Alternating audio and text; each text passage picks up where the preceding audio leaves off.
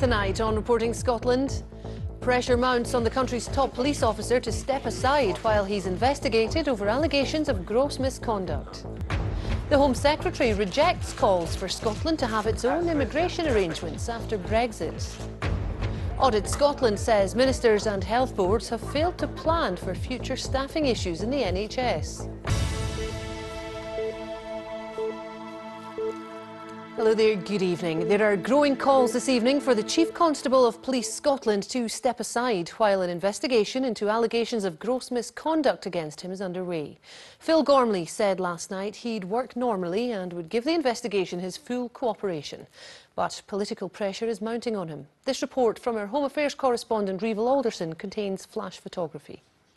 I do solemnly. Taking the oath as Chief Constable, Phil Gormley took charge of Police Scotland just over 18 months ago. He's now halfway through a 3-year contract and under investigation following allegations of gross misconduct. Mr Gormley heads the UK's second largest police force with more than 17,000 officers under his command. BBC Scotland understands the allegations of bullying behaviour come from a senior officer who was working at police headquarters at Tullyallen Castle. So should the Chief Constable be allowed to remain at work there? This retired senior officer says it's a difficult decision for the police authority which ordered the investigation. They've got to be fair to Phil Gormley and make sure that they don't prejudge the outcome of the investigation. But secondly, from what I understand, this may relate to some sort of behaviour within the headquarters office. So there's going to be witnesses there, and the question is, will they be intimidated into coming forward if the person that's been complained about is still there? There's now political pressure on the Chief Constable to stand down temporarily while the investigation is being conducted. He needs to step to one side, and I think actually it would be wise if he took that decision himself. This is a very serious allegation about gross misconduct, and therefore it wouldn't be appropriate for the Chief Constable to remain in position while that investigation is being conducted. This is the latest crisis to hit the National Police Force since it was formed 4 years ago. Sir Stephen House, the first Chief Constable, announced in August 2015 he was resigning early following criticism over the force's handling of a number of controversial incidents. Last month, Andrew Flanagan, the chair of the Scottish Police Authority which oversees the force, announced he was resigning amid allegations of bullying. Now the Chief Constable is under investigation by the Independent Police Investigation and Review Commissioner. Mr Gormley lives at Tullyallen Castle, the police HQ, so any suggestion he should take gardening leave while under investigation could pose further difficulties. Well, Reval is outside Police Scotland's Clyde Gateway offices in Glasgow for us now. So, Reval, what has the police authority had to say about the possible suspension of Mr Gormley? Well, bear in mind the Scottish Police Authority, which is the body which oversees Police Scotland and indeed which received the allegations and passed them on to the Independent Investigation and Review Commissioner. They held a meeting today, a fairly lengthy meeting, to discuss whether or not Mr Gormley should remain in post while the investigation continues. In a statement issued just an hour or so ago, they said, at this stage, and having carefully considered and balanced the various investigatory and public interest criteria within the regulations, the SPA takes the view that a suspension is not appropriate. Bear in mind that the authority has seen the full details of the allegations and they may well even have spoken to the complainer.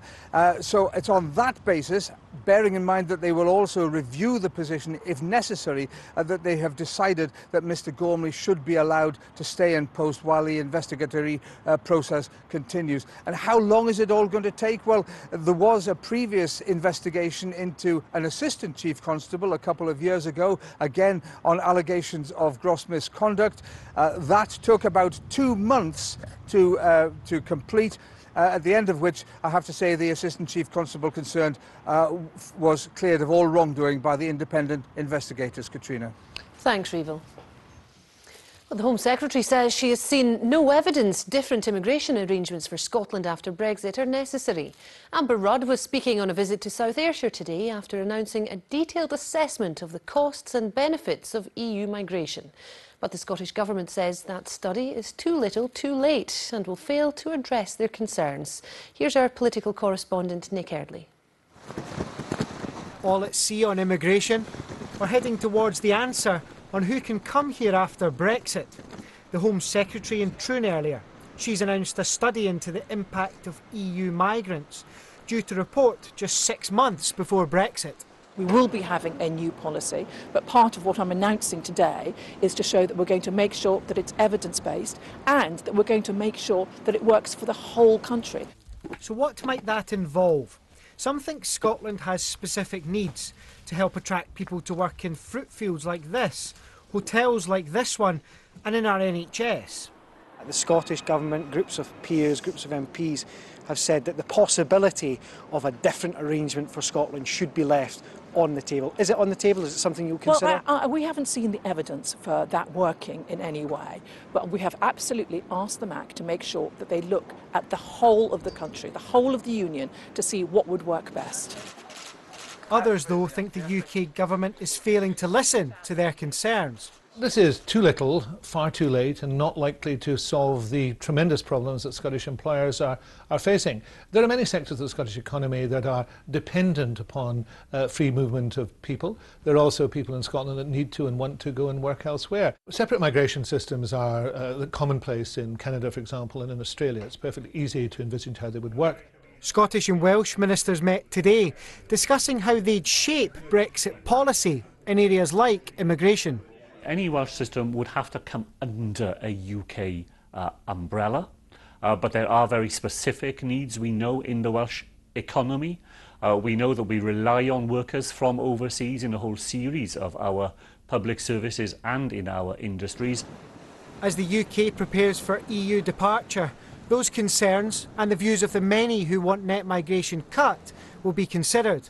But with Brexit divisions as real as ever, finding consensus won't be plain sailing. Nick Eardy reporting Scotland, Troon. Aberdeen could suffer more than any other city in the UK as a result of a hard Brexit. That's according to a new report. The London School of Economics Research claims the city's connection to the oil and gas industry makes it vulnerable to a drop in economic output. However, it's also said to be among the best placed to respond to any economic turbulence.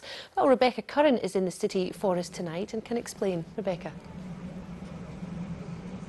Yes, well, you join me now at Pittodrie Stadium, where in around an hour's time, Aberdeen will take on Cypriot side Apollon Limassol, hoping to avoid their own style Brexit, which has happened at this stage of the competition over the past 3 years. But as they try to keep their European dream alive on the pitch, how might a European exit affect the city off the pitch? Well, this new research claims that Aberdeen could be the hardest hit city in Britain. Why? Well, they say because there's a likely impact on the oil and gas industry and also a downturn in trade after the UK leaves the EU. But to put it in a bit of context, the research says that all cities will experience a drop in economic output. And the fact that Aberdeen is top of the list, perhaps not surprising, given it's a city that hasn't had its troubles to seek. But business leaders here are taking the research with a pinch of salt.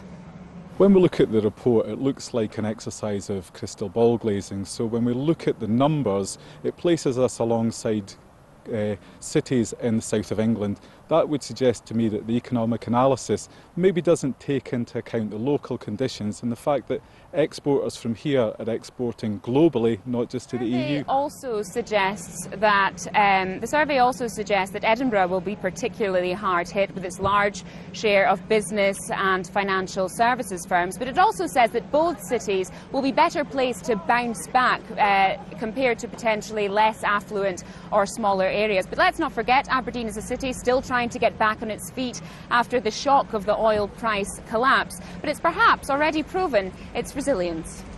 Very much for that, Rebecca. The funeral of a Scottish woman murdered in Mauritius was held this morning on the island. 47-year-old Janice Farman, originally from Clydebank, was killed in front of her son earlier this month. Her parents were unable to attend due to ill health. 3 men have appeared in court in connection with her murder. Well, the Scottish Government and the country's health boards have failed to plan for long-term staffing challenges in the NHS. That's according to Audit Scotland. Its report finds there's no real idea of how the ageing population will impact on what skills and numbers of medical staff will be required. Well, Aileen Clark's here and she's been looking at the report, haven't you, Aileen? There's some really interesting figures in this report. Let's start with where we are now. Spending on the NHS in Scotland has gone up by 11% in the last 6 years. Staffing levels are at their highest ever, at almost 140,000 full-time equivalent posts. But most NHS boards have spent more than their pay budget last year, and agency medical staff costs have more than doubled, up 107% in the last 6 years. Now that's taking the money spent on agency staff to plug holes on hospital rotas to £171.4 million last year. Now, to be fair, that is actually a very small part of the staffing budget, but still, the Auditor-General believes it illustrates the much bigger problem, that there's no proper planning for just how many and what kind of staff are actually needed in the health service. Every day in every hospital around the country, doctors devise treatment plans for their patients. But the Auditor-General has found the Scottish Government has not devised plans for how many doctors and other medical staff will be needed to treat patients in the future. The report finds that the recently published NHS Workforce Plan is not a detailed plan to address immediate and future issues. Of the paper published in 2013, it says this wasn't a workforce plan either. And there's been no published review of national progress on workforce since 2015. There's been lots of planning going on, but we think it hasn't been at a detailed enough level and a joined up enough level to make the big difference that's required. The government and health boards do recognise the challenge, and the framework that was published last month is a good start, but it is urgently required now to get the information we need on demand as well as supply, and to be pulling it together into action to develop the workforce for the future. Nurses and midwives make up the largest proportion of staff in our hospitals. A third of them are aged 50 or over, and the report says the Scottish Government has no clear idea of whether those in training now will make up for those leaving. Health boards must project what their needs are. What they have done consistently in the past is base that on finance or the numbers they've had in the past. We need to be clear about future numbers of nurses. The Scottish Government takes on board the report's recommendations, but says work is underway to plan the number of staff and the mix of skills needed for the future. The Health Minister accepts the need for speed. The pace behind that will absolutely be there, because I understand the necessity of not just having more staff, as we do, but having the right staff in the right place to fulfil these new models of keeping people out of hospital, keeping people in the community, and that's what we've got a very, very close attention on. And if you're still wondering why the Auditor-General is basically advising the Scottish Government to get a shift on with these plans, then let me show you one interesting figure in the report where it says somebody starting a medicine degree this year, 2017, won't be working as a consultant till 2028. Thanks very much for that, Aileen.